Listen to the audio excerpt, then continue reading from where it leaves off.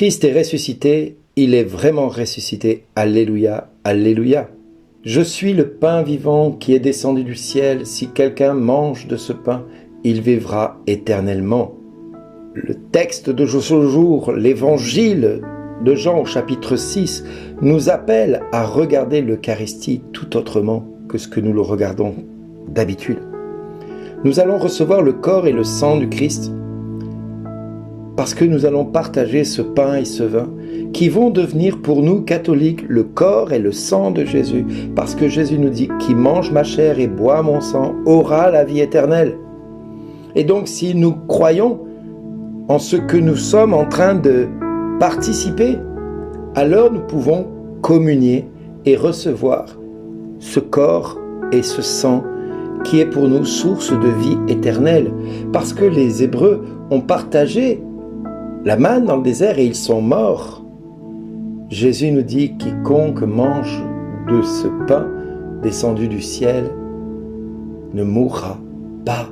C'est-à-dire qu'il aura la vie éternelle. Et j'ai envie de dire à nos frères qui issus de la Réforme, qui pensent que célébrer un culte en partageant le pain et le vin, c'est se rappeler, faire la commémoration de ce sacrifice que Jésus a fait pour nous, mais de manière comme si c'était la Sainte Seine de la veille de sa passion, et en oubliant cet évangile-là. Or, la Sainte Seine ne peut prendre de sens que si on l'associe à cet évangile-là, au chapitre 6 de Jean.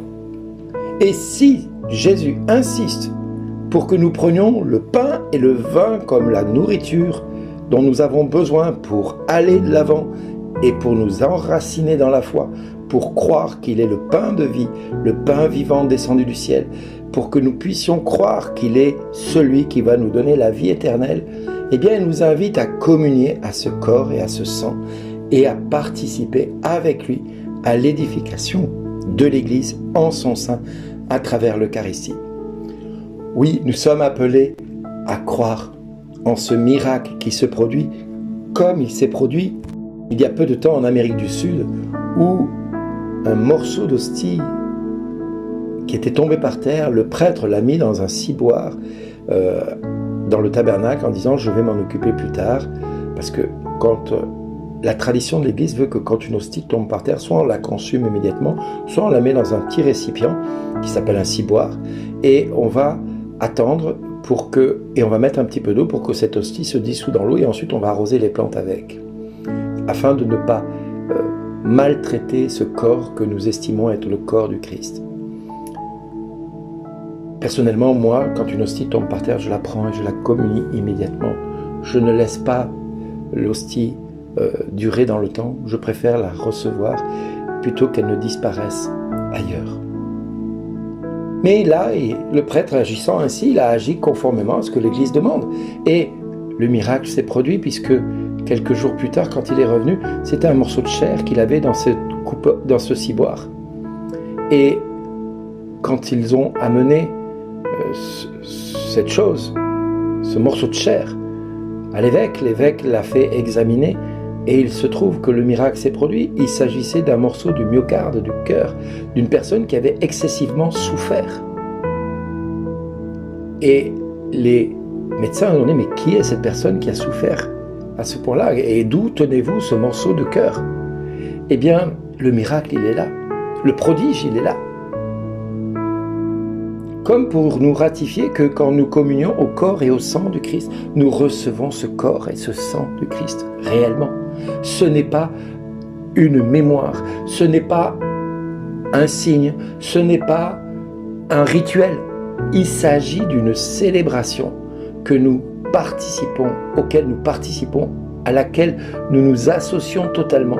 Cette célébration fait que nous consumons le corps et le sang du Christ pour devenir nous-mêmes corps et sang du Christ par la communion, parce que nous nous associons à travers cette phrase de Paul qui dira « Ce n'est plus moi qui vis, c'est Christ qui vit en moi ». Et chaque fois que je reçois le corps du Christ, eh bien c'est plus moi qui vis, c'est Christ qui vit en moi. Et c'est une réalité, il faut en avoir conscience. Et si Christ vit en moi, alors il est normal que les choses se produisent. Oui, frères et sœurs, nous avons une énorme grâce dans notre Église, c'est de pouvoir communier au corps et au sang du Christ. Rappelons-nous que cette grâce, elle est momentanée. Viendra un temps où peut-être que l'Église ne pourra plus célébrer ce qu'elle entend parce que notre Église, reconnaissons qu'elle se meurt aujourd'hui, faute de recevoir des enseignements dignes de ce nom. Le peuple périt faute de connaissance.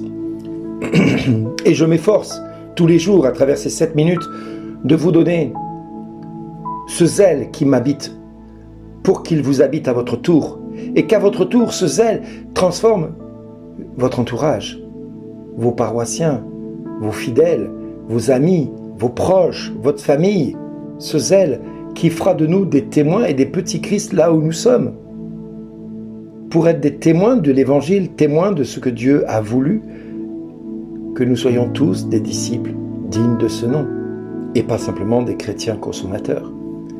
Venons-en maintenant à cette première lecture, où Philippe, qui a pris, lui, à bras-le-corps ce qu'il a vécu, ce baptême, il va rencontrer cet eunuque sur ce chemin que Dieu lui a demandé de prendre en direction de Gaza.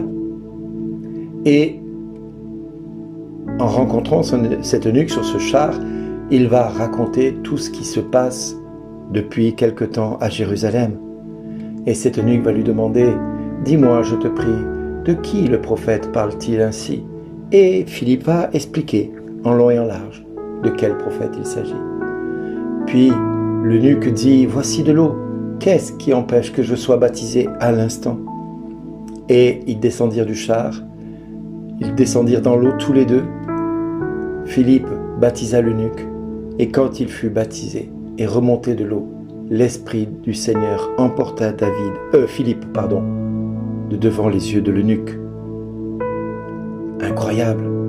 Et il se retrouva à plus de 25 kilomètres de là. Miracle des miracles. Quand Dieu nous utilise malgré nous, quand le Saint-Esprit est pleinement libre d'agir à travers nous, alors Dieu accomplit des prodiges, des signes et des miracles. Frères et sœurs, demandons au Seigneur de faire naître en nous ce zèle et cette fougue à croire que Jésus est le Fils de Dieu. Merci d'exister. Il est vraiment ressuscité pour rechercher parmi les morts. Il est vivant comme il l'a promis. Alléluia. C'est la Pâque du Seigneur, clame l'Esprit. C'est la Pâque du Seigneur, en vérité. Le Seigneur a versé son sang en signe de l'Esprit.